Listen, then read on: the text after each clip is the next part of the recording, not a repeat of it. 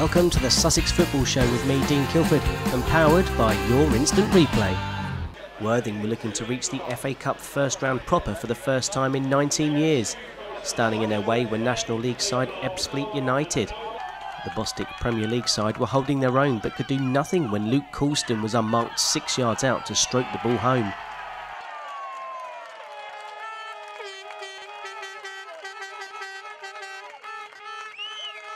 And just 5 minutes before half-time, the hosts doubled their lead. Another attack on the right found Folkestone in the box. The front man made no mistake.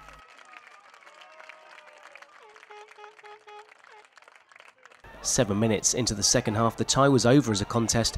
Dave Winfield free to head home from the corner.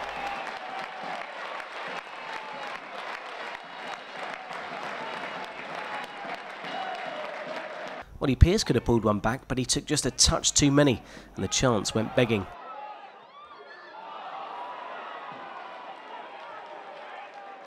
The Sussex side were not going down without a fight, and Will Miles went agonisingly close with this low-curling effort. And it was Miles who'd get the next goal. An unfortunate ricochet off the defender made it 4-0.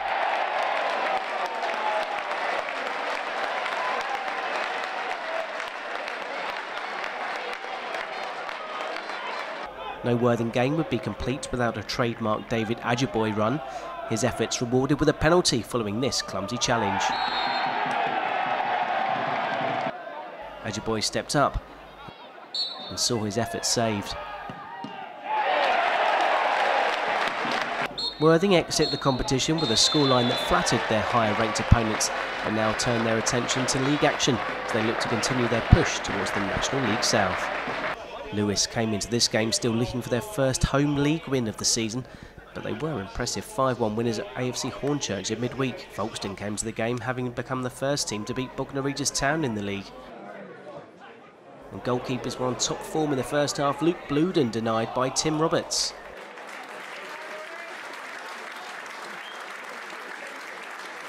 Bluden was again involved. His determination set up a 3-on-1. Roberts on hand again to save from Conlon and the rebound from Smith.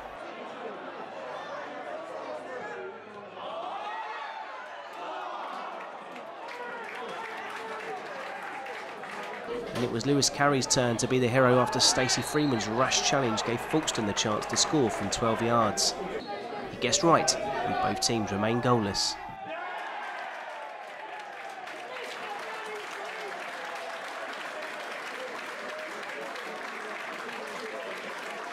And that's the way it stayed until 15 minutes from time. Folkestone failed to clear their lines from a corner, and the ball worked its way out to Omar Lawson.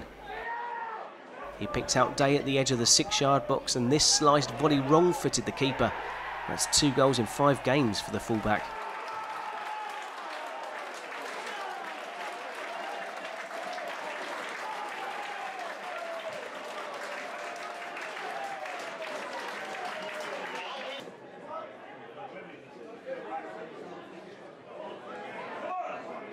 Folkestone pressed for an equaliser but were caught out when a swift counter-attack found Dan Derbyshire in the box.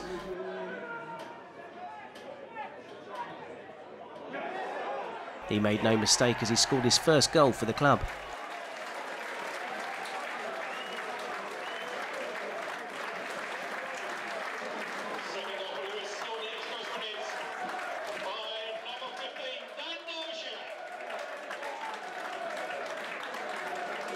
Folkestone couldn't recover from that blow, and Lewes sealed all 3 points as they climbed to 7th in the table, just 3 points from the playoffs. Burgess Hill Town came into this game looking to make it 4 unbeaten under their temporary management. And they had the perfect opportunity to take the lead when debutant David Castano played a nice 1-2 to get in on goal. Unfortunately, the finish didn't match up to the build-up play. Gary Charman then got put through on goal, but like Castano, he could only find the gloves of Wingate's Shane Gore. Those early chances saw Wingate and Finchley come to life, Josh James having to be alert to keep out David Manu at the near post. Goalless at half-time, Wingate changed things up with a long ball. A simple flick on and an overexcited James left an unguarded goal for Reece Beckles-Richards to open the scoring.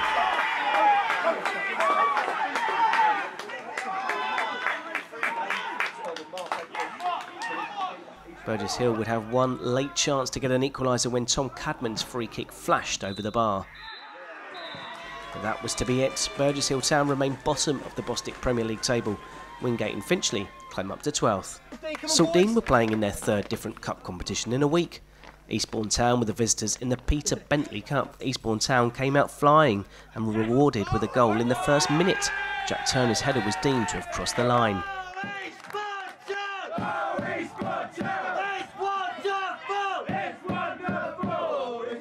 Saltdean came out for the second half a different side and got their equaliser from a corner. Ash Jones credited as his header just about squeaked in.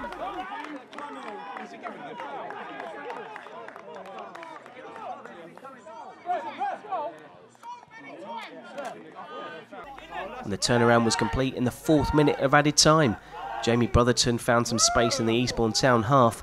The ball was put across to substitute James Waters, who stayed home to score on his debut.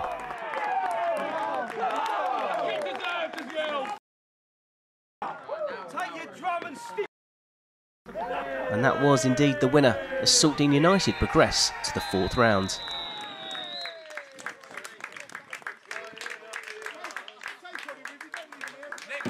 Shoreham were hoping it would be a case of lucky 13 as they faced East Preston without a victory in their previous 12 League and Cup games. They may have felt cursed when Ross Myers had a clear-cut opportunity to put the Musselmen ahead at the start of the second half. There was no mistake when Thomas Fraser kept a cool head to chip across to Matungi, who was even cooler as he took his time and passed the ball past the keeper.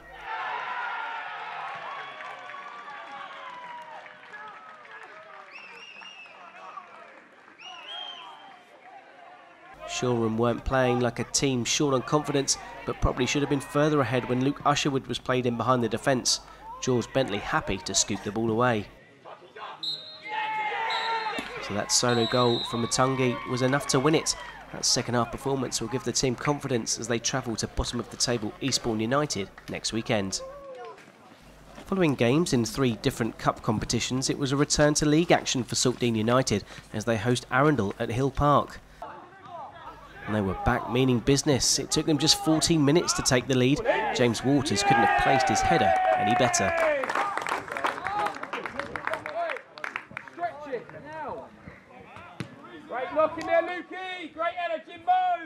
3 minutes later, Waters' head made it 2-0, the front man rising above his defender at the back post.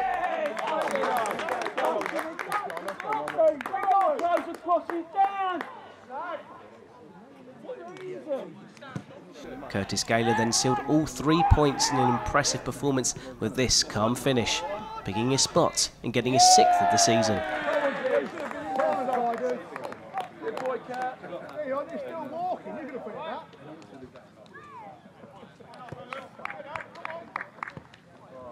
So Saltdean United climb up to 3rd in the table with a game in hand on the teams above them. Thank you for watching the Sussex Football Show. I've been Dean Kilford and we'll be back next week with all the best of Sussex football, powered by your instant replay.